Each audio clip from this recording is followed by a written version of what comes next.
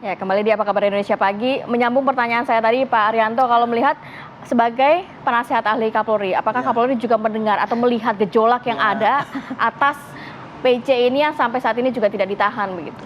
Saya yakin ya, Bapak Kapolri juga mantau tiap hari kan. Beliau kan sangat care sekali dengan bagaimana pengembalian kepercayaan publik pada Polri. Kan gitu kan. Sehingga pasti ditempuh langkah-langkah yang kira-kira bisa memulihkan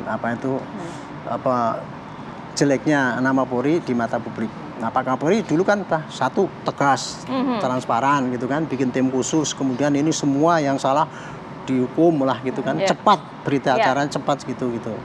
Cuman di tengah-tengah itu ada langkah-langkah yang merugikan ya menurut saya. Tapi kok nggak terkoreksi? Saya nggak ngerti ini apakah itu kekeliruan daripada orang yang di lapangan atau memang arahan beliau gitu. Saya nggak ngerti. Tapi yang jelas ya ketidaklancaran penjelasan dari polisi kepada publik ini sumbernya kan ada dua di polisi itu, dari Barreskrim yang menangani kasus itu, dan kemudian dari Humas yang bagian ngomong gitu kan. Nah ini mungkin Humas juga tidak dapat input banyak dari penyidik ya, sehingga ini nggak bisa ngomong apa-apa kan gitu. Pak Arianto, tapi saat ini masyarakat jadi mikirnya gini, karena istri jenderal mungkin jadi dapat ada keistimewaan gitu, Pak. Itulah yang muncul, saya kira mereka juga dengar kan itu. Sampai sekarang dengan kayak gitu cuma dijelaskan bahwa alasannya 3 itu aja kan. Masuk akal tidak alasan ini, Pak, kalau melihat beberapa kasus lain yang juga berbeda ternyata? Ya kalau dari segi hukum ya masuk akal, tapi kalau dari segi aspek keadilan ya tidak masuk akal, karena kan itu sangat tidak adil kan. Saya juga dalam saran saya juga saya sampaikan nih, dituduh loh ini bahwa mentang-mentang itu isi jenderal kayak gitu kan gitu. Tapi ya salah satu mungkin ya pertimbangan polisi sehingga dia tidak mau keras banget ini menerapkan penahanan. Dari pengalaman saya dalam sebagai penyidik ya, itu menunjukkan bahwa belum yakin benar itu PC dia anggap kan tidak seberat seperti Sambo ya. Pasalnya 340 loh Pak. Betul. Rencana berencana. Dulu kan Wakapolri menerapkan itu kan pasal 340 untuk Putri. Buktinya apa? Ada CCTV dan sebagainya. Cuma gitu doang kan, set gitu. Tapi kemudian kok tidak ditindaklanjuti dengan penahanan, berarti dia juga masih nggak seberat Sambo lah, kira-kira begitu ya. Haruskah ada tekanan dari publik seperti waktu PC belum ditetapkan sebagai tersangka, ditekan oleh publik, baru kemudian tak lama tersangka? Ya, tanpa harus pun publik udah menekan sekarang kan. Yang jelas kan udah menekan. Nah, yang saya tidak tahu kok sampai sekarang ini tekanan ini tidak diperhatikan oleh polisi gitu loh. Ini letaknya, alasan anak apakah kemudian menguatkan untuk tahanan kota, tahanan rumah, Pak Arianto? Kalau alasan anak itu sebetulnya kan tidak mempengaruhi untuk ditetapkan sebagai tahanan apa tidak. Ada model tahanan kota, tahanan rumah itu sama juga masih bisa memelihara anak, bisa macam-macam itu kalau tahanan kota ya itu. Cuman itu padahal ya kalau mau ditentukan itu tahanan kota saja. Secara politis kan sudah ditahan gitu kan. Iya, paling tidak itu jadi ada keseimbangan kan, keseimbangan penindakan pada orang ini tidak diskriminatif gitu. Tapi sampai sekarang kan belum ditempuh untuk itu. Saya penasaran nih, Mas Ismail. Kalau Mas Ismail, apakah akhirnya dari komentar netizen dengan tidak ditahannya PC ini akhirnya membuat profesionalitas dari Polri ini juga ikut terbawa begitu? Ya, ini saya kira sangat jelas ya. Kalau kita lihat misalnya komentar-komentar yang ada semacam tadi kita diskusikan, banyak spekulasi jadinya berkembang ke sana kemari. Ada yang bilang bahwa pengaruh Ferdy Sambo masih kuat misalnya ini. Ini kan menunjukkan juga bahwa mungkin Polri-nya jadi lemah. Seolah kan seperti itu ya.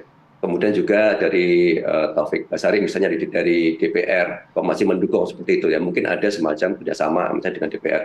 Nah, ini sebagai contoh-contoh saja yang banyak di-share oleh netizen tentang bagaimana kecurigaan mereka, kepercayaan tadinya sudah mulai terbangun, kemudian juga terganggu lagi. Tadi kan kita lihat juga bagaimana sentimennya, bagaimana publik dari berbagai pihak. Biasanya kan kalau ada satu isu publik itu ada pro dan kontra. Ini enggak, mereka sepakat satu bahwa mereka itu warnanya tadi merah itu negatif semua itu terhadap tidak ditangkapnya ini Putri Chandrawati ini, tidak ditahannya. Iya. Mas Ismail, kalau tadi Pak Arianto sampaikan kan paling tidak seharusnya adalah usukan masukan untuk menjadi tahanan kota ataupun tahanan rumah gitu. Nah, desakan-desakan semacam ini juga muncul tidak sih di media sosial, desakan dari publik netizen?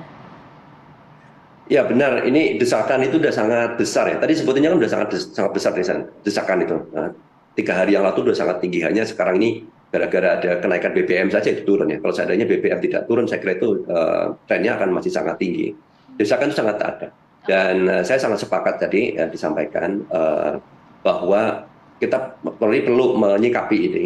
Sebetulnya ada opsi-opsi tadi ya, opsi-opsi ini juga muncul di diskusi netizen dan itu bisa meredam emosi, tuntutan dari netizen. Paling tidak itu ada secercah keadilan yang mereka bisa lihat di sini.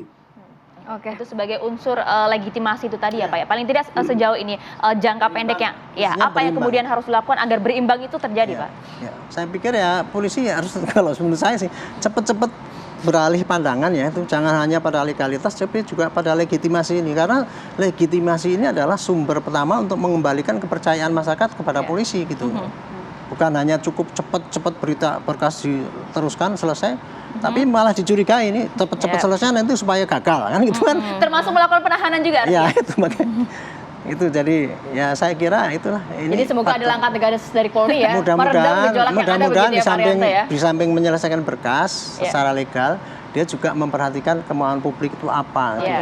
Dibedakan antara tekanan publik untuk trial by the press dengan tuntutan atas keadilan yang menarik muncul diskusi itu. kita pagi hari ini, semoga didengar juga ya Pak ya, dan paling tidak marwah dari Polri juga bisa kembali, kepercayaan publik terhadap Polri pun juga bisa segera kembali. Terima kasih banyak Pak Arianto, salam hormat, terima kasih juga Mas Ismail atas waktunya pagi hari ini.